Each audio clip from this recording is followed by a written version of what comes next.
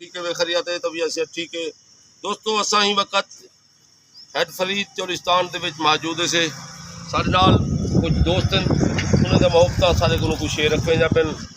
सही आशिक बंबरा साहब नौजवान बालन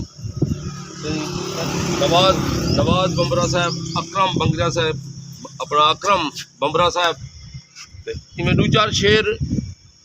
एक डोड़ा जो साकू हर एक गाल दी सोध है पई इंतहा दी तवज्जो चासा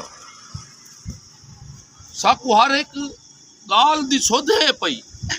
असा हर एक गाल समझते हैं साकू हर एक गाल दी सोध है पई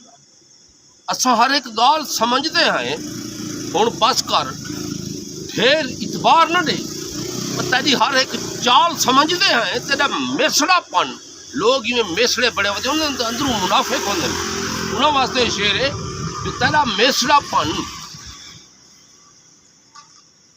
तेरी मासूमी और तेरा फन है तेरा मेसड़ापन तेरी मासूमी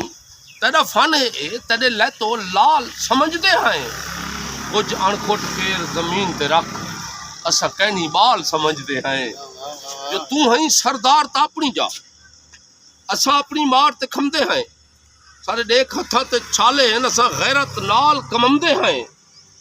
जदा गैरत वाल खौफ की हाँ हर गैरतमंद को भमदे हैं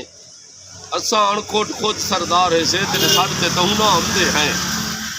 इवें बिया बंद देखो ये जेड़े बंदे बड़े होंदे ते वाला बंदे दे पुत्र कह नहीं होंदे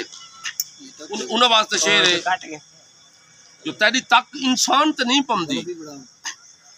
तेरी तक इंसान ते नहीं पमदी तू ताकतवर इंसान जो थियो कुछ बड़े आदमी होंदे ते बड़े नाम मुराद दे होंदे उन वास्ते शेर तेरी तक इंसान ते नहीं पमदी तू ताकतवर इंसान जो थियो नित जुल्म करेंदी निकले निकले बंदे ते तू अंदर दा हैवान जो थियो तेरा मार इंसान के अंदर दा तू अंदर दा बेईमान जो थियो ते को साचा अणखोट दस कौन आखे तू वक्त दा वड्डा खान जो थियो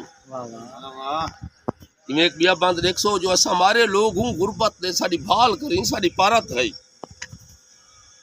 जदा कुर्सी चेक मैं संभली विच साड़ी गाल करी साड़ी पारत है साढ़े हक की गाल तू उथ वंजते हर हाल करी साड़ी पारत है कल्ले अणखोट बजट को ना पीवी भईवाल करी साड़ी पारत है कल्ले अणखोट बजट को ना पीवी भईवाल करी साड़ी पारत है